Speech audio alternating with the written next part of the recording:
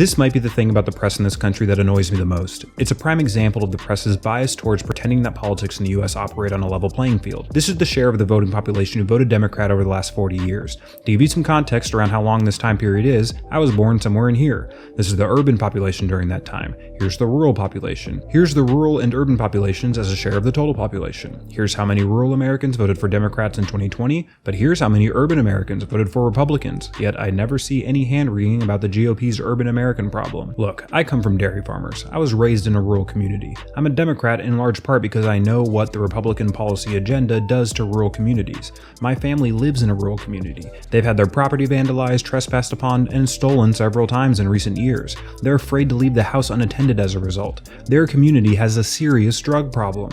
There are hardly any problems for which American cities are famous that aren't also problems in rural communities. As someone who comes from rural America, I can tell you that rural Americans don't really have a problem with me, a Democrat, as much as they have a problem with what Fox News tells them I am. And the same goes for 95% of Democrats in Congress. This problem exists for Democrats because a larger share of Americans are living in cities as time goes on, and those Americans have less and less say in our federal government.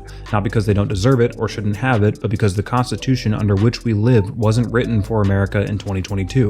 So sure, Democrats have a rural American problem, but only insofar as America has a representation and enfranchisement problem, and that should be the headline.